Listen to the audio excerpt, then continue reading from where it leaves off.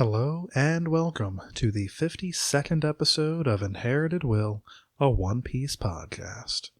A weekly podcast discussing each week's manga chapter and a reread of past chapters. My name is Thomas. And I am Jordan. Now, I know what you're thinking, you at home. Why is the podcast late? You declare. Well, here's the thing. We're busy guys. Got a lot of important stuff going on, like playing Final Fantasy, and mostly just that. We like One Piece a lot, but we also like other things, so here we are. At least one or two other things. But with all that out of the way, we'll be jumping on in. But before we get started, I'd like you at home to leave a review or a like or an etc. Depending on your platform. Shares around if you have One Piece loving friends. We'd appreciate it. I just gotta say, it's the etceteras that we really want. The other ones...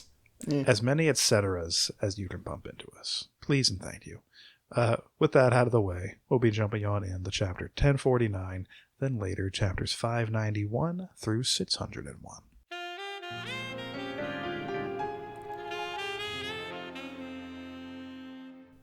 Seems things have taken quite a convenient turn for these lads here. Yeah, not sure what that's about.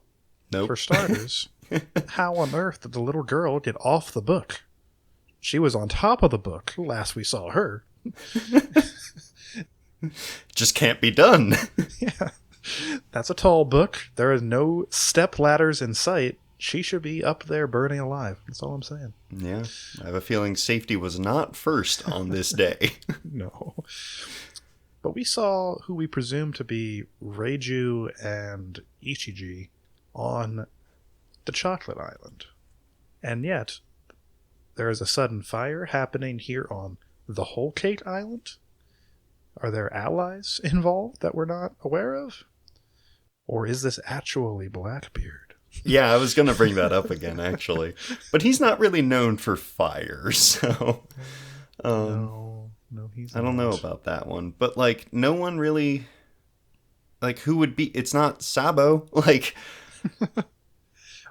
Probably not Sabo. Got a feeling we're not going to see that guy pop up again in a cover arc about the Vin smokes after the events at the Reverie. Yeah, that would just be funky.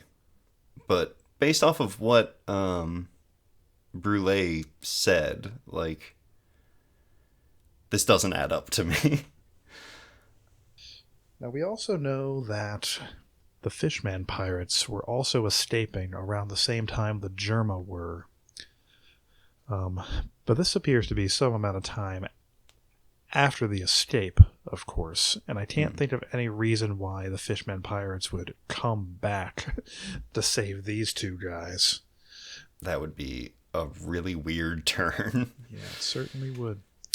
Maybe Ace is simply back from the dead, and he's of Innsmoke now. Oh, cool. Yeah. Yeah, Moria and Judge worked together on this one, I guess. Yeah, that's a good pairing. Two terrible guys doing their best to get by in an even worse world.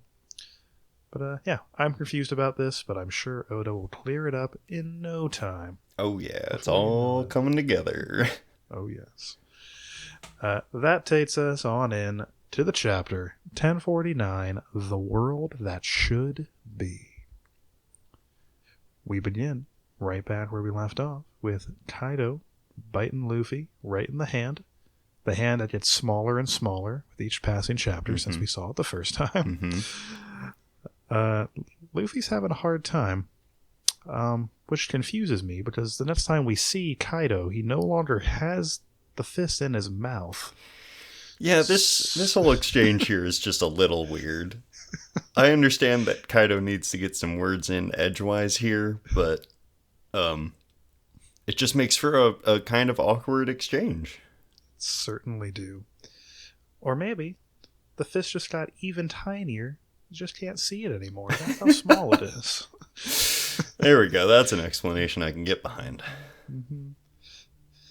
that Luffy face there with the Fawoom and the is just him being so shocked by how small he can make his fist. He's still learning, okay? He doesn't even know about, like, atoms and stuff, so... Get this man a science class. Jeez. Then, at long last, we get the long-awaited Kaido flashback, and it lasts about 3 pages. Yeah, but it's pretty good. I mean, I like that on this first page of it, we do get, like, a few different snapshots of young Kaido, just to give us a nice spread. True. And they're all arranged on, like, the left side of the page. Like, it's pretty neat. I like it a lot. Yeah. Seems that our boy Kaido, he lived in the good old kingdom of vodka. Pretty cool. A happy place. Apparently, they're having a rough go of it. They have to pay their tribute to the Celestial Dragons, and the only means they have to do so is to wage war and loot their neighboring countries. Otherwise, the world will take away their human rights. It's almost That's like the world government planned for this to be the outcome. Yeah, I'm kind of picking up on a bit of a pattern here. Celestial Dragons, that's not very big million, that's all I'm saying. Kaido takes issue with this. Immediately, as far as like panel construction goes, he is pawned off to the Navy. Displeased by this. But in exchange, the Kingdom of Vodka will be able to attend the next reverie. How fun. That's worth it. Send your greatest warrior just to attend a meeting. I mean, important stuff happens at the reverie. If they are ever going to, aside from, like maybe joining up with the revolutionaries, if they're going to make a change for their country, it's going to happen at the reverie, as far as the current state of affairs are concerned.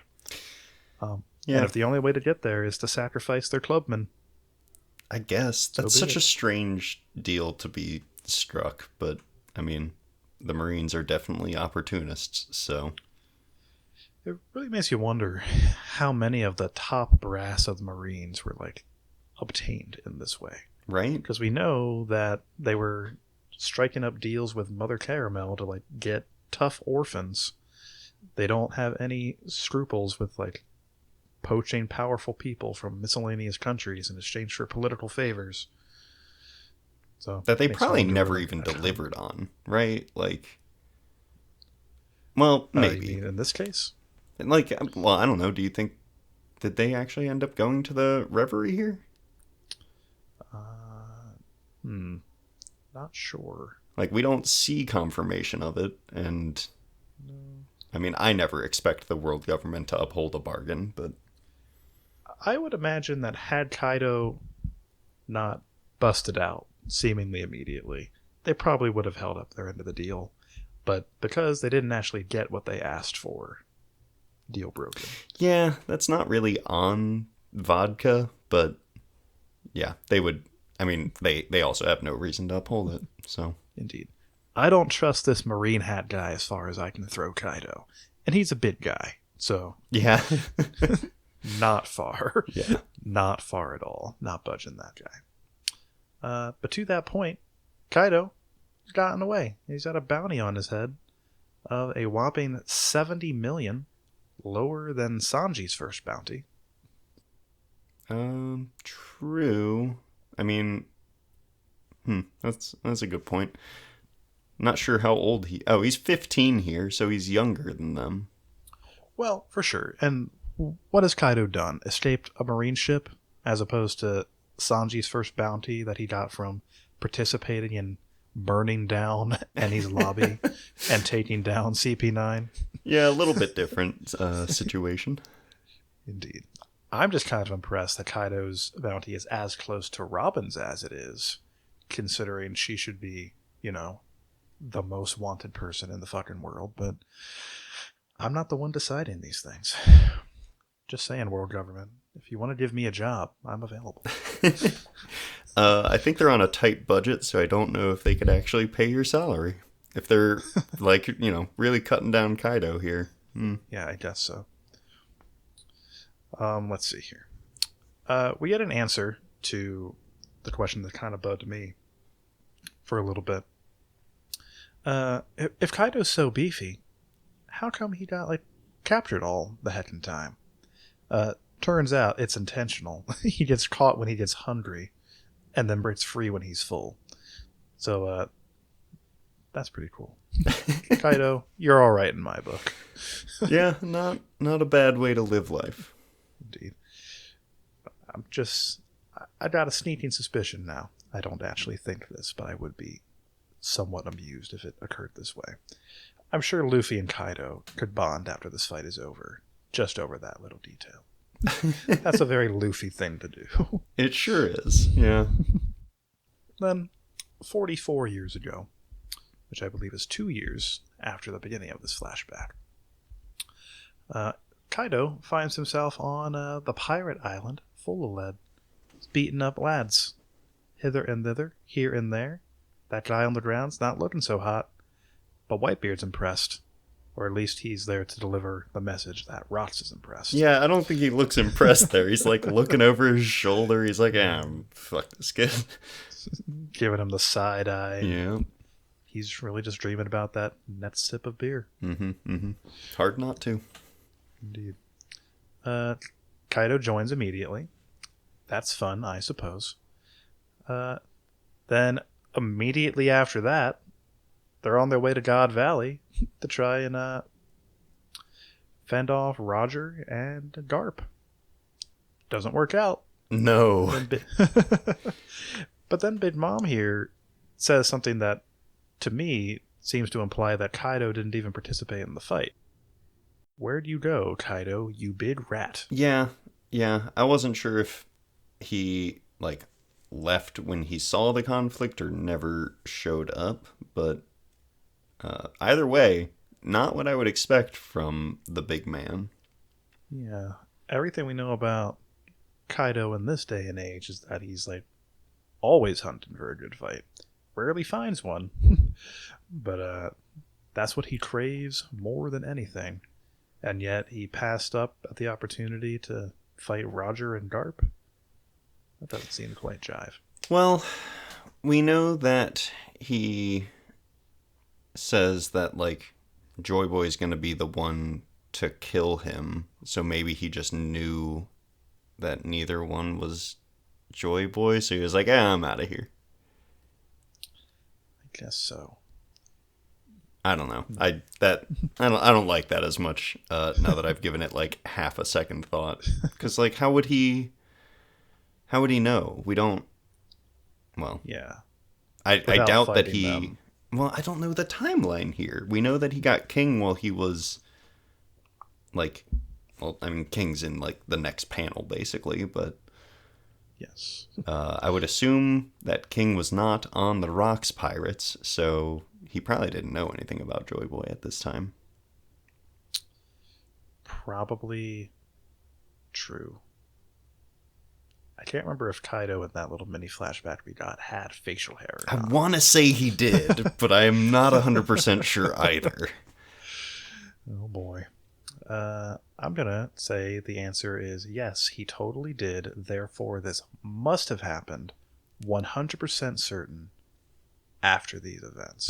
There we go. Yep. It's set in stone. Done. It could also just be that Big Mom here is just saying oh, maybe he ditched them after it seemed like the battle was going south after fighting for a bit. She could be sassing him over any number of reasons. Mm-hmm. Having a hat of that size will do that to a person. I understand. Every time. Then we cut forward at least a little bit, where 10 Kaido years. has now at least a little bit. Where Kaido has met up with the elderly lady from the Kurozumi clan of Wano. No idea how these two met, but they simply have now. She's all impressed with the might of this man. Yeah, she's signed on to this whole, power is everything thing. And then she sees Kaido and is like, well, doesn't get any more beefy than that. Indeed. And have I got a deal for you? It's a really good one, Kaido. Yeah. I was convinced back in the day that this lady has to have been a rocks pirate. But nothing here confirms or denies that. We just cut from the God Valley incident to, oh, these two are in cahoots now, very suddenly. No additional information has been given here, and it makes me cross. Yeah, I doubt that we'll ever get any more information on this, so be cross forever. Yeah, you know I will be. Mm-hmm. But yeah, they then move in to the good old kingdom of Wano. They build a castle. Kaido expresses a desire to take down the celestial dragons, which I think this is the first we've heard of that, in an effort to promote equality and freedom, where a man's power is the deciding factor of one's worth. So that's fun. Yeah, Sounds like Kaido. I can definitely understand where this grudge comes from, given what we just learned about him being sent away for all that. But it's weird that, yeah, like you said, we haven't seen this before. If it was such a strong driving factor at the start, you would think at least some of that to be carried over. But And then he just lets it stew for almost 50 years. This man has still not made at least a major move on the world government. He's just been chilling here, biding his time, building up weapons and stuff in Wano, but yeah, come on now, dude. You're the strongest creature. Yeah. Just go. I mean, we don't see Queen in these flashbacks. We don't see Jack. So, like, obviously he's yet to build up a strong base, but, like... Well, Queen and I think Jack... I feel like there was something weird about Jack. He's, like, a little bit younger than the other ones. But Queen was definitely with Kaido when the assault on Wano began. As was King, of course. So he's around here somewhere. He's just one of the guys down there on the live floor. Okay, gotcha. He was smaller in those days. Yeah. Yeah, curious stuff here. Also curious that King doesn't feel the need to hide himself away yet. Like... Yeah. On the previous page, when Kaido's hanging out with the elderly woman and a couple goons, it looks like Kane's wearing his mask back there. And we don't see where this conversation between King and Kaido about Yamato and Joy Boy is taking place. So I assume they're like in a private room where it's just okay. Yeah, I had assumed that was like basically right after he gave this speech, but that doesn't fit so good, and they've been jumping around a lot in time in this flashback, so... Indeed. It's almost as though Oda decided last minute to squeeze in as much Kaido flashback as he could, and then ran out of space. Not sure why you're getting that vibe. Just something I'm picking up on. Mm-hmm. I do really like the fact that the flashback like fades in with the black outline around the panels and then fades out at the end. I have no idea if Oda has done that previously, but it's a good little indicator. Yeah, nice little effect. I like it a lot. But then it finishes out with Yamato apparently dropping Joy Boy's name, and Kaido kind of fills in a chunk of the information we've been seeking. Apparently Kaido believes that the man... Well, we get the rest of this later, but apparently Kaido believes that the man to become Joy Boy is the man strong enough to take him down. Which kind of sounds to me as though part of this entire, like, oppressing the country of Wano operation was to, like, draw Joy Boy out, since he's, like, the liberator. Okay. I don't know if that's giving Kaido a little bit too much credit and maybe, like, an easy out for all the atrocities he's committed. But that certainly is a possibility. Yeah, he also says that Odin's desire to open the country is meant to welcome Joy Boy. And it's like, okay, that's a little contradictory to that. Like, but I could see how both would do it. They're trying to, in this hypothetical, in this theory, they're both trying to reach the same goal, but have wildly different methods. Indeed. He's just trying to do it the opposite of Odin because he's still grumpy about that whole leaving a scar on his tummy situation. He was real proud of that stomach. Now it's dismembered. It's marred. He'll never be the same. Yeah. Swimsuit season for Kaido is a real sight to behold these days. I don't like this image you just put in my head. You're welcome. Yeah. Then the flashback ends. Kaido flashback conclude. We're back on the top. That dude, the final remaining CP0 member, has decided his job here is done and is simply piecing out despite having direct orders from the Gorosei themselves to kill Luffy. He decided, you know what? Not worth it. Can't do it. I'm with him. I respect this dude a lot now. Like, he sees that it is not a good time and he dips. I'm into it. Fair enough. I mean, if he stayed, Momonosuke catches the island, so it's ultimately fine. But as far as he's concerned, if he stays, he's dead. Mm-hmm. And that's no good for anyone. Yeah. He's also in the air where the conflict is happening, putting him in a prime position to see the outcome and report back to it to the world government. Hope his eyesight's good. Indeed. The man has no pupils, so it's not. But, but he's got observation hockey off the charts. Yeah, no doubt. Momonosuke cheering for Luffy. Yamato cheering for Momonosuke. Momonosuke cheering for the Flame Clouds. People of Wano cheering for peace. Wow. That was very nice. Kids cheering for nothing. Yeah, he's just kind of chilling, holding his head. Guy behind him says, So, that man, a little bit more observant to his surroundings than our red-headed Magneto friend. It's fine. He's had a long day. Yeah, give him a minute. Yeah, he took out a Yonko today. That's a big deal. Good for you, kid. He half took out a Yonko. True. Fair enough. Then the water appears. It splashes everybody and puts out the fire.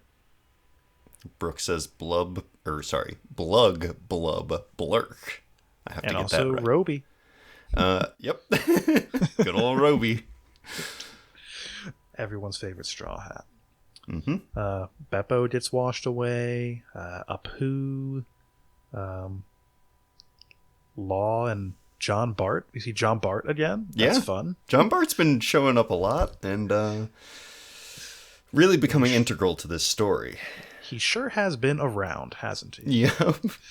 At least with Beppo, the implication is he's been fighting mooks. Every time we see John Bart, he's just kind of near, not doing anything. Yeah, pretty much just behind Law. Yeah. One day that'll change. Uh-huh. I'm convinced. And Nami here for her excellent input. Water. Yes. And she's not even sure. Good point. There is one question mark in there. But Raizo, Jinbei, saving the day, putting out the flames. And I'm proud of Usopp for dragging these two samurai into life. Yeah. He dropped them a few chapters ago, and he got back up. Yep. Good on you, Usopp. Hamlet is looking bad. I'm glad we keep checking back in with Hamlet. Mm-hmm. I mean, I'm a big fan, and I'm pretty sure Oda said that Hamlet was his favorite smile user, so I get why we're seeing him a lot. Yeah. Without a doubt. Then we checked in with Sanji, also damp, having a fine time carrying courtesans to safety. Good for you, Snash. Mm-hmm. Somebody back there getting washed away. Frankie's mad about it, but, the best he can do to help is just tell them to not. And to hold on to Zoro, like... Well, sure, but that doesn't help those people back there. No, I'm saying that he's too busy with other things to, like, shoot out an arm and grab them. I suppose that's true. Compared to the size of Frankie's hands, I imagine Zoro's quite small. So, one hand maximum to carry Zoro. So he probably could save those people back there. But why take the risk? Yeah. He probably has a compartment in his body that's, like, big enough to hold Zoro. So yeah, no doubt. He could do whatever he wanted, but he's distracted. Yeah, he's too busy yelling at them to save their lives. It's fine. Then we pop back to the treasure room. Denjiro and Hiyori have a little moment. You've been brave and strong for all these years, Lady Hiyori, as the decapitated, probably, maybe final head of Orochi burns in the background. Cool. Yeah. I don't want to talk about him. Excellent. I love that the little mini flashback we get here between Denjiro and Hiyori. Mm-hmm. He's bowing before her, but his big ol' head and pompadour smooshing into the ground. It's as big as she is. Like, there's no way that even she can actually... Like, she can't see past the hair to see the man bowing. It's a very touching moment, though, but it looks very silly. Indeed. Then we pop back outside for the biggin. The flame clouds have finally disappeared. Kaido's either stopped worrying about it or is too tired to maintain it or what have you. He declares to Luffy, asking him, what kind of world can you create, Straw Hat? To which the struggling, flaming Luffy declares, a little bit later, a world where his friends can have as much food as they want, delivering a big old punch right on the Kaido's smug head, sending him flying to the surface of Wano. Yeah, it's interesting how food is now, like, I mean, it always has been important, but it's now integral to Big Mom in that, A, she ate people, which is weird, but B, the whole, like, red bean soup thing, very big for her. Now it's and for Queen. Also big for Luffy and big for Kaido. Like, everyone just loves food. How dare they? Truly asking for too much. The lot of them. Yeah. I've heard speculation over the last few days that what Luffy says here is the like hidden dream that he and Roger share, seemingly. I thought of that. Well, sorry, continue. But I don't really see how that quite jives, because the quote, and this is in the English translation, so maybe like it's a little bit off because it's going to be going into the semantics of it all. But when Luffy and Roger are saying those things, they're saying, I'll be something, Mm-hmm. They're not saying, I will, and then it cuts off, or I'll create, and then it cuts off. They're saying they're going to become something. Right. And Luffy's not sitting there saying, I will be the one to provide food to everyone. Like, yes, I will be the one who bakes the bread for the world. I will be the king of the bakers. Yeah, I don't see that fitting at all. Again, maybe it's just a translation thing, but as far as what our translation has said, that doesn't quite jive. But that's a noble goal, all the same, Luffy. You go forth and you solve world hunger. I mean, yeah, it's great. Love that, but if that dream is connected to becoming the king of the pirates somehow, he wasn't kidding when he said on Whole Cake that he can't do it without Sanji. True. Turns out Sanji was the number one most important puzzle piece, aside from maybe Nico Robin. Maybe. We'll see. We'll see how important she ends up being. So, I mean, I would imagine that the whole as much food as they want thing is like mostly in regard to Wano itself. Like, food has been scarce for people here, and the smile fruits and all that. Like, this has to be a Wano specific thing. It's the same as, you know, any other arc's major goal. You're gonna say it at the end.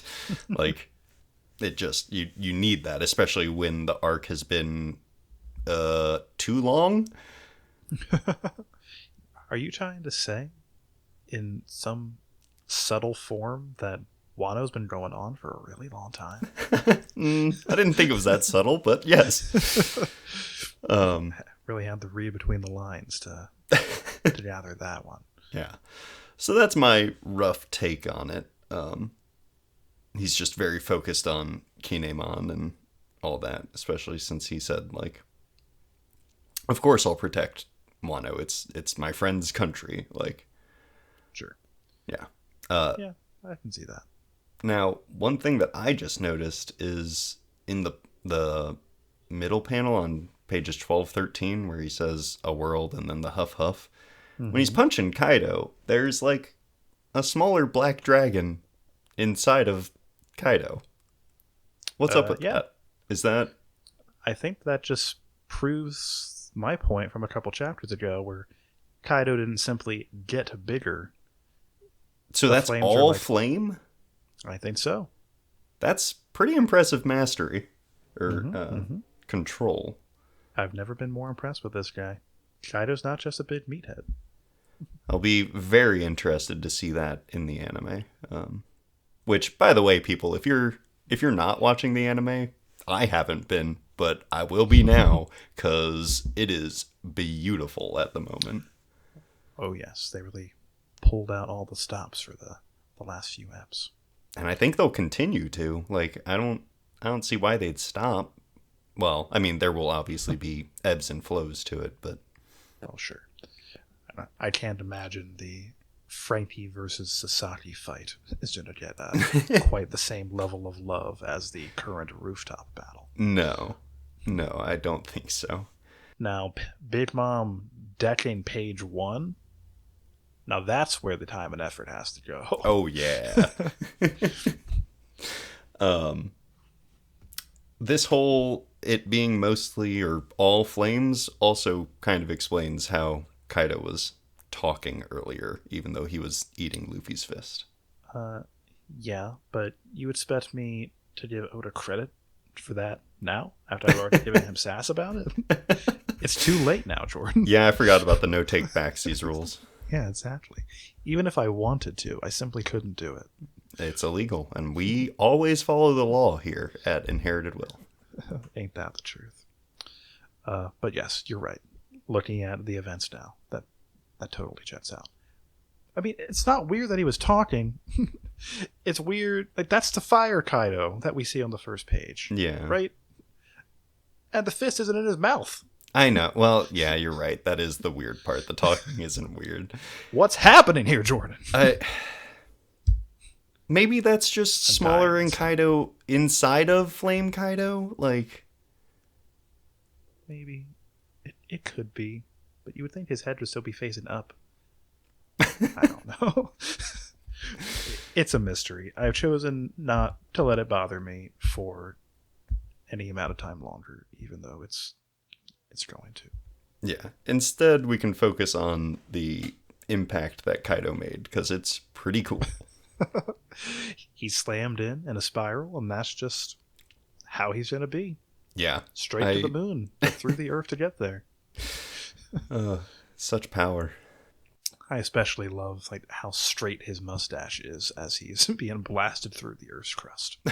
I just noticed that. That was pretty good. And in this chunk, he makes that claim that the one who shows up to beat him is the one to become Joy Boy. So now we know why in that panel, all those chapters ago, when he beat Luffy like the third time or something, where he said Luffy couldn't be Joy Boy. Yeah, it's just that Kaido's wrong. I suppose so. I mean, he was right. He was right, but then he was wrong, and now he's right again. Indeed. That's the Kaido way. Have a long mustache, be a dragon, put a bigger dragon over top of you, slam it to the ground with a spiral formation. I'm so glad that this man grew facial hair. I did not like the younger look. It might have been fine if I had been introduced to that first, you know? But it's just... The man's lips are intense, and he doesn't have, like the age lines, the texture that he has as an older man. So it's just, like, really smooth. Like little teeny tiny baby Kaido we see in the very first panel of him. He's a cutie, you know. Yeah. But then he gets older, but like his face doesn't really change all that much. Well, he gets a super square jaw. Yeah, that's true. When he had like a pointy one, yeah, he's still got that cuteness to him. But as soon as he gets that square jaw, it's just like, man, you're a little scary. Getting sold off to the Marines will do that to a man. Yeah, the yell that he does about not wanting to be a political pawn just forces his jaw into a square shape. Permanently disfigures his face. It's fine. Let's see. Yeah, Kaido's in the ground. Momonosuke has caught the island with the flame clouds, and he got it out of the way in time. Good for you, Momo. Then he tuttered himself out, and he gently floats back to the ground, and he's taking a quick nap, while Luffy probably falls to his death. Godspeed, Luffy. It's been good knowing you. Yeah, there are not a lot of people that can just kind of grab him. I guess Marco could do it. Marco hasn't been doing much. Marco was, like, hanging out with Nami, I think, most recently. So he's got important things on his hands. He's got a lot going on, that guy. Well, then I don't know who's going to catch this boy. I'm not even totally convinced Luffy needs to be caught. He's still made of rubber, so he'll be fine if he lands on the ground. Yeah, he won't get lost like Zoro would, so it'll all be fine. He doesn't even need to get lost. He'll just nap there until someone comes to find him. That's the captain's way. Indeed. So it sure does seem as though this fight is won. Huh.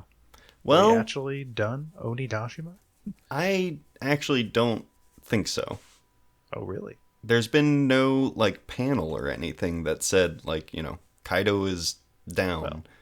So I would almost expect... We still haven't seen an awakening from Kaido. Like... Yeah. I feel like that has to happen, but maybe I'm just wrong. Everything that happens in this chapter, like, from a storytelling perspective, really does seem like it's, like, ringing the final bell on this fight.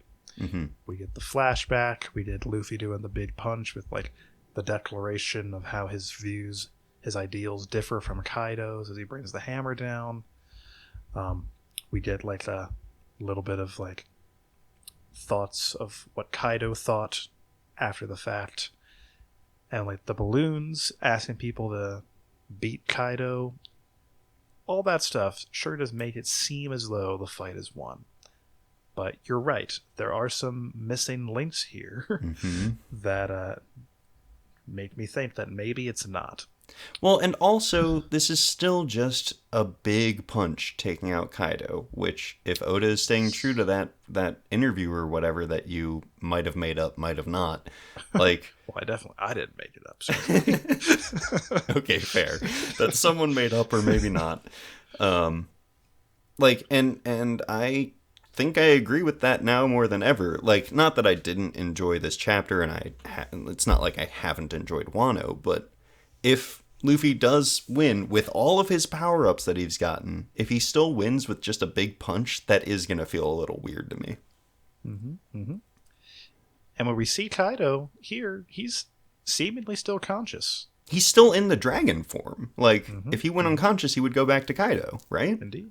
Yeah, you'd think so. Yeah. Well, that's not always true.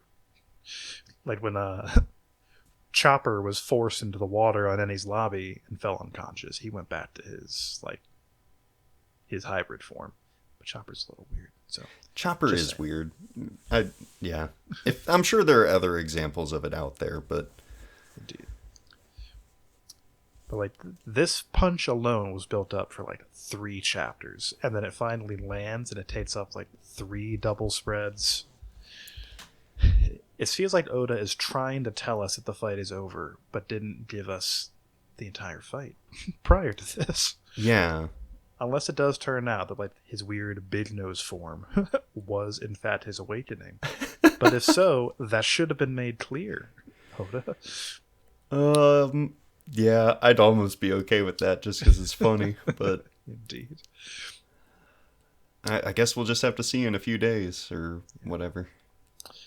Indeed, I suppose so. Unfortunately, that few days is in fact about a week and a half. There is a break this upcoming week. The next chapter comes out on May 29th. And I think that takes us into the reread.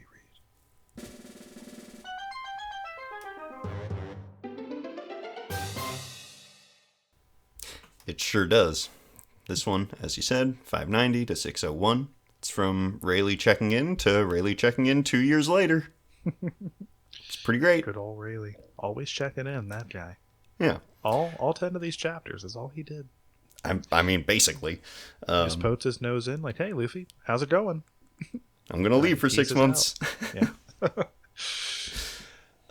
So for those that don't read along or don't remember, this chunk is basically like a training montage and then the results of said training. It's all of the Straw Hats doing their individual things where Kuma forced them to be after Luffy revealed, hey guys, 2 days, not enough. Let's amp that up a little bit. Yeah, 3 years, way better. Yeah. So, because of that, I figured that a nice way to go about this is to rank at least the top 5 of our crew training sessions. So I don't know how you want to do this. Maybe, I guess, 5 to 1 or 1 to 5. I don't really care. Let's do 5 to 1, I guess. Okay. Would you like to start us off? Well, nuts. So I have to. Yes, you do. My number 5 was Luffy. Oh, interesting. I actually did not include Luffy in my rankings, but he would not have made my top 5. Well, I kind of felt obligated to put Luffy. I didn't even consider not including him at all, but I just really am not into the other 3 that didn't make the list at all. Well, okay, now I'm interested. Who are your other 3? Nami, Usopp, and Brooks. What?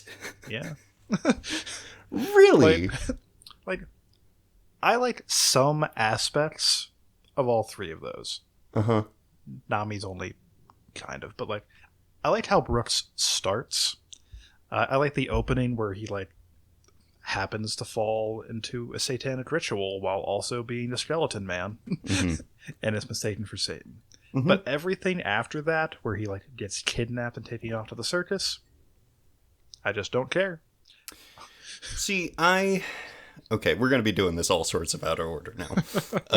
Brook for me he's number 4.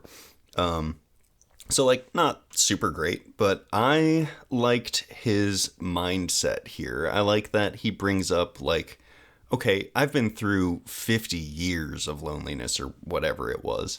Like, this is nothing. And he decides to take this prison and turn it into a stage. Like, he doesn't let it get him down. And I kind of really like that. And also, Brook and Chopper, at least in my read through, seem to be the only ones that like want to help the people that they ended up with. And I think that's great. Yeah, I suppose that's true. It actually turned out I hadn't scrolled down to the following page of my notes. I forgot to include Chopper as my number 9 choice. Yeah, Chopper's not good.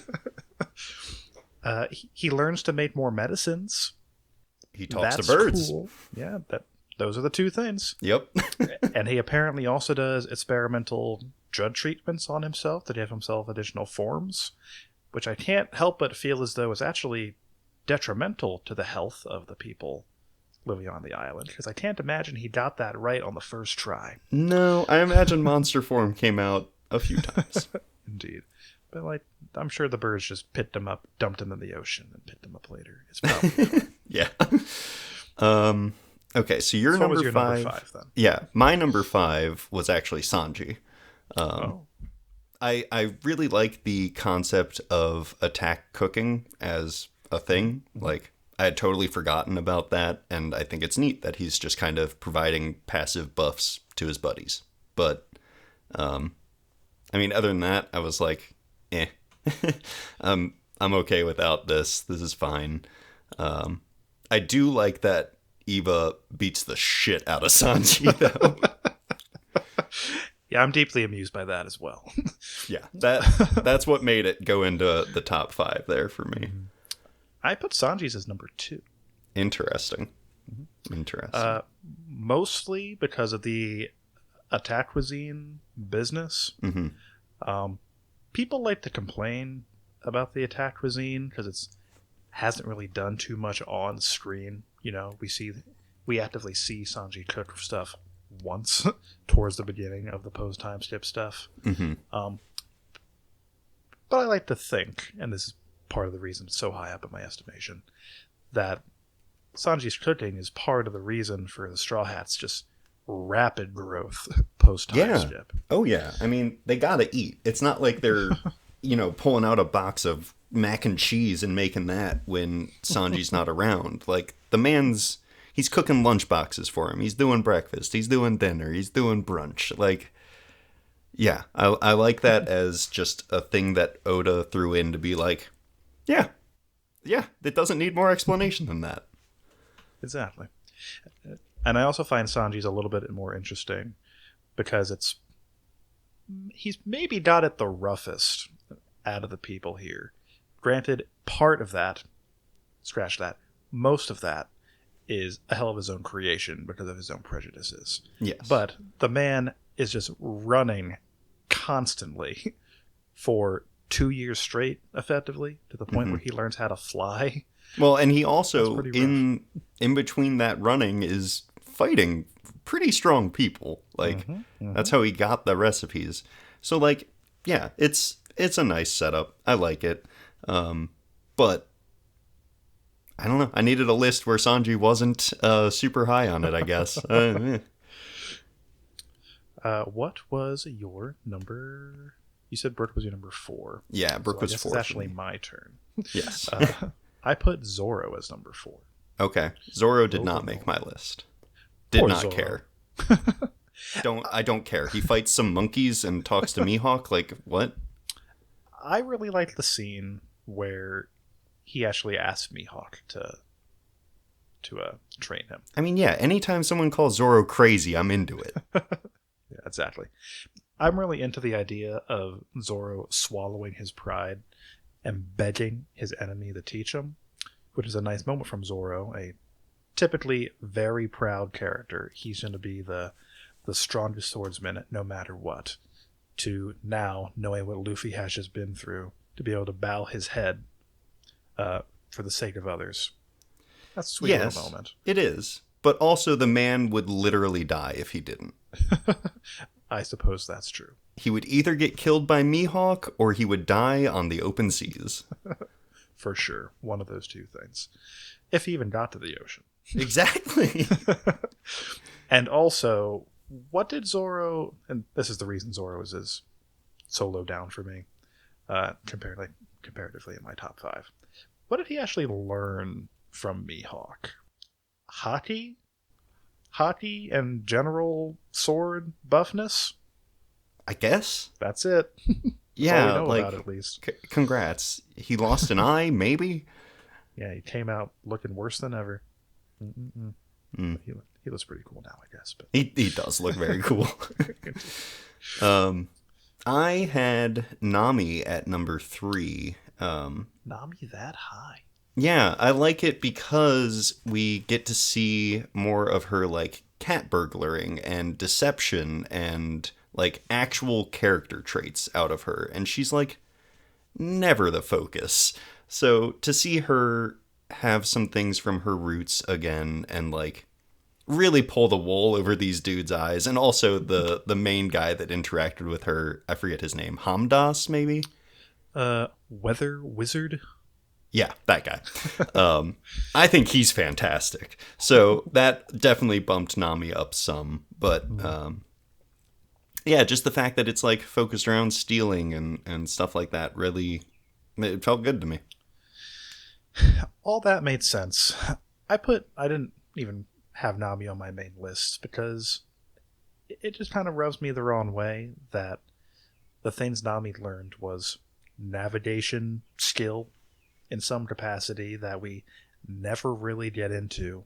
I mean, I don't blame Oda for not doing it. Like, Yeah. the intricacies of navigation probably not very interesting for his audience. Mm-hmm. But that's what Nami does, and we never really get to go into it. And a buffed up Climatat, which is, just kind of general increased power for Nami. Excellent, but not very impressive to me. Okay, that's fair. That was your number 3, yeah. Yep. So my number 3 is our man Franti. Okay. Frankie's my number 2. Good old Frank. I think the fact that he fell onto Vegapunk's island, pretty dope. Unfortunate that how to put this? I like that in concept. Frankie learning from Vegapunk. Yeah. Mm-hmm. But to this day, I'm a little bit bummed out that Vegapunk's laser is Frankie's new main finisher. And he totally stole it from Vegapunk, flat out. Okay. He didn't add anything to it. It's simply the laser beam implanted into his body that he uses every time he needs to finish off a main foe. Yeah. Not the best look. Right. But I also imagine that Frankie's time here will probably be fleshed out a bit more once we actually meet Vegapunk himself. And, of course, and the reason it is as high up as it is for me, he accidentally blew up a large part of the factory because he's a heckin' dummy. Oh, a pirate symbol. Better push it. Yeah. His thumbs up that just like appears twice in this is one of my favorite things that I've ever seen. I'm amazed I didn't put Frankie number 1 because of that alone. But I mean, personally, a few spaces retroactively. Yeah. Personally, like the design of this island, I hate it. I hate the look of it. It's nothing to me. But the shenanigans that he gets up to are very good. Like, I've got a number of bits from... Well, I could have a number of bits just from him. Like, with when he puts on the... when he puts on the tiger cover. Like, we'll get into it. Indeed. But, yeah, Frankie, just delightful. Indeed. A lovely man. Yeah. Oh, and also... We moved past it, but I wanted to say that Kuma's aim to get Nami on a moving sky island that is flown by humans, like, that's wild. Indeed.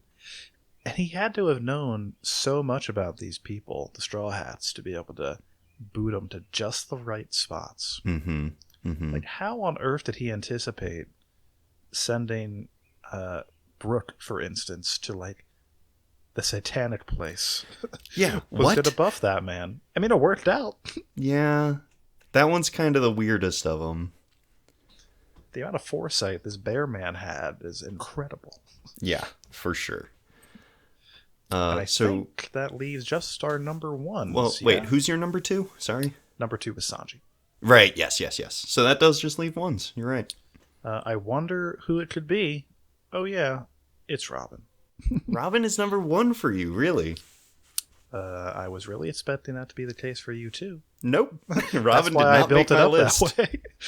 Robin did not make my list. Zoro, Robin, Chopper, and Luffy did not make mine. Well, oh dear. I'm embarrassed now. I built it up for nothing. I noticed.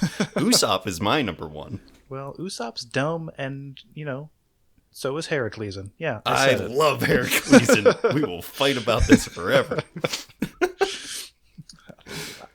Heracleson is actually like the only thing about Usopp's that I find interesting. Really? I think the design of the island is phenomenal. Like, it is just, it's a giant flower that dissolves everything, and it has this great smell that draws them in. Like, it's the perfect thing. It can't smell that great if it didn't draw Heracleson in. Well, Heracleson is a special case. But also, I think it's very humorous that Heracleson and Usopp end up together, because Heracleson obviously has this like persona that he has built up in order to survive out here. Like, maybe he was like that beforehand, but I doubt it. And like, that's kind of Usopp's thing. So he's learning from someone that very much can connect with him, even though it probably never comes up. So I like that a lot. I like that, again, like, Usopp just eats a whole bunch of food in order to be able to put on the muscle that he puts on.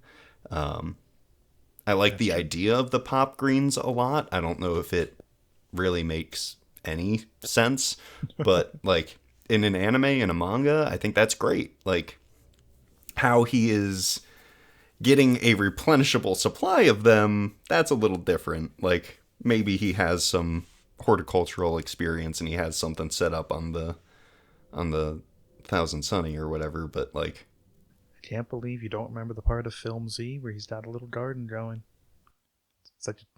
It's a whole like minute of the film and you just forgot. Embarrassing. Oh, shameful. Boy. I can't call myself a true Usopp fan. Yeah, that's all good points. I'm not terribly impressed by the pop greens, because they're just like a different form of Usopp's magic bag of whatever Usopp has, except in plant form. And these days he only ever really uses like 3 of them. Yeah, that is kind of disappointing. But that's just more Oda choosing not to write Usopp fights more than anything. Yeah, shame. So why is Robin your number 1? Mostly because of the potential, though it hasn't panned out yet for the most part, connections to the overarching story via the Revolutionary Army business. We don't know much about what Robin learned while presumably fighting alongside them for peace and freedom and whatever else the revolutionaries want, aside from some very recent additions with like Fishman Karate and Sabo style martial arts. But one day we're gonna get it. We're gonna know what Robin knows and why she's been holding out on us for all this time. Yeah, she literally met and like was working with a dragon. Yeah, it's like confusing almost to the point of being suspect, but not quite there. Yeah, I think that Robin's just kind of, I don't know, it kind of depressed me a little bit. Like, it's just such a sad place that she lands, and yeah, it gets better when the Revolutionary Army comes around, but anytime that they show up, it means that the people were previously in some pretty dire straits. Yes, so that is true. Yeah. We also know that Tequila Wolf seems to have some sort of connection, maybe, with Laugh Tale. Because for some reason, Roger chooses to go there, even though it's in the East Blue, while he's like hunting down the road poneglyphs. So something suspicious is going on there. And also, now that we are pretty much wrapped up with this particular section, I would like to confess that the real reason that I'm a fan of Robin's story is because one of the revolutionaries that rescues her has a giraffe hat. Okay, it is fine. for that reason and for that reason alone. Yeah, I mean, yes, it's very good. I mean, I very much liked the way that the Revolutionary Army like treated Robin. I thought that was great. They just took care of her, and that's, you know, what she needed and why she probably stuck around. But Giraffe Hat just really wins it all. Indeed. And in retrospect, it's rather surprising that Robin's bounty didn't like skyrocket during the time skip. Because in theory, the Revolutionary Army having access to poneglyph knowledge kind of sounds like the worst thing possible for the world government. But it's fine, because we know now that they are the least observant group that there ever was. Yeah. No contradiction here. That's for sure. Yeah, just write stories about a whole bunch of idiots and you'll always be okay. Indeed. We love you, Oda, but you sure did goof up on this one. Yeah. Oh well. So yeah, that's the crew. After that, we see them all gather back together and do some fun stuff.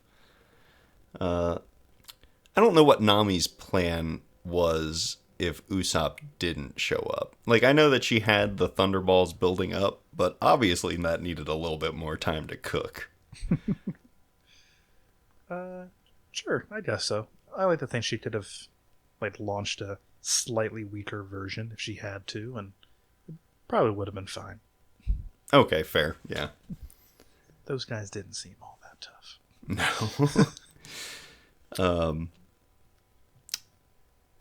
When Chopper walks up to Zoro, you know, quote unquote Zoro and Sanji and Robin or whatever, and the Robin kicks the fox and it bites her. That's the point where I was like, okay, this is pushing it a little bit too far, even for our boy Choppy. You trying to say he's not quite as observant as perhaps he ought to be? Yeah, just a little lacking. He hasn't seen them for 2 years. Anything could have happened to him. People can change a lot in that amount of time.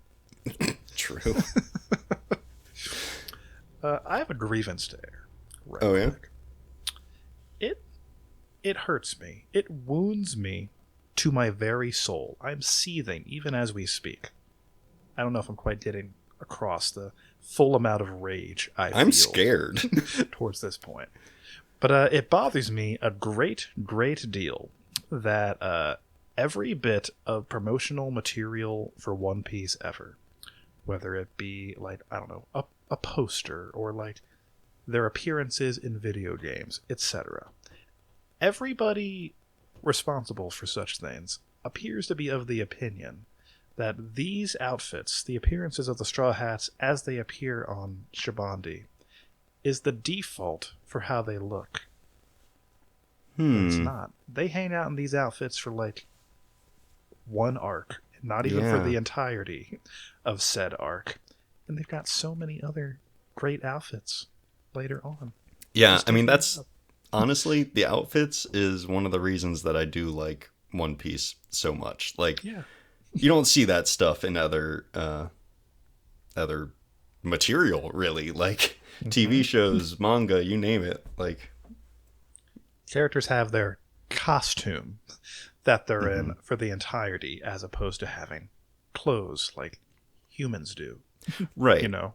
Yeah. Like, do I appreciate reading My Hero Academia and seeing Deku wearing a shirt that says, like, banana on it or something? Yeah, I do.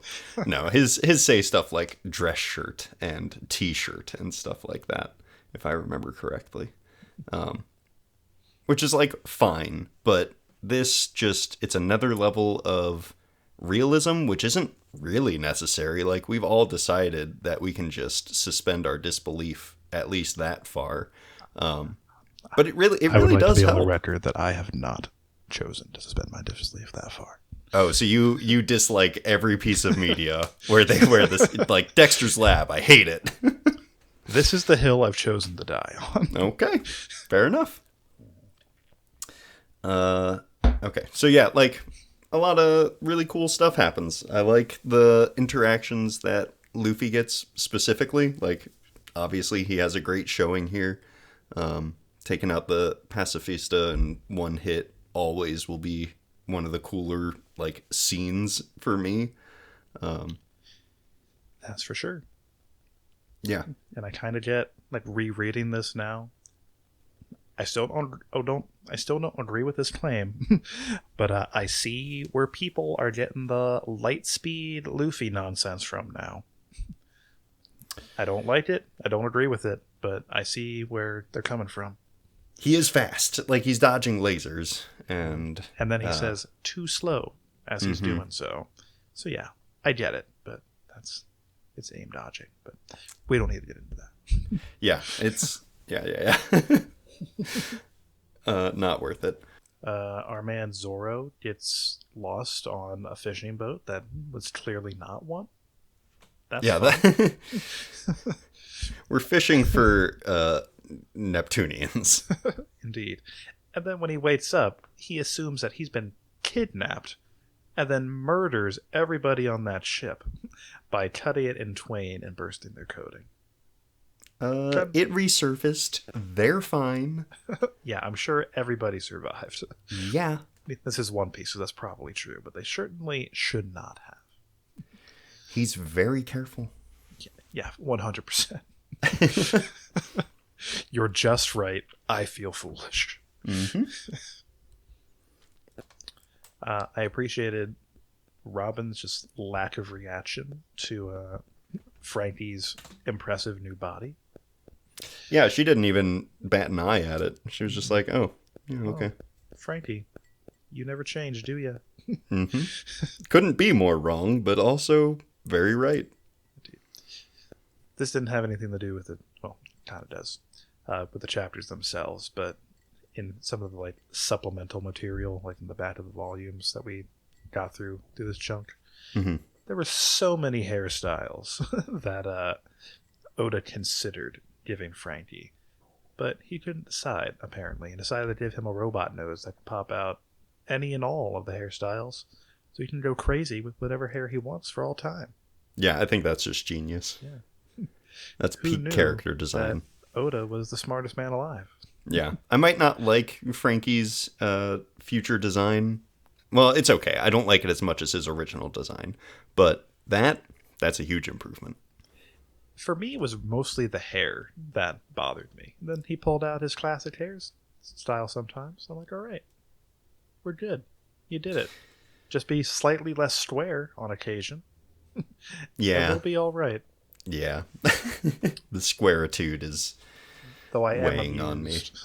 I am amused sometimes when he wears like disguises, like clothes over top of his body, and it's just like perfectly form fitted to his rectangular arms. The spheres, the cubes, all of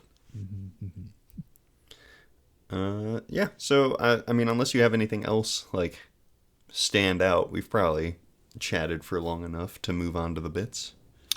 I suppose so.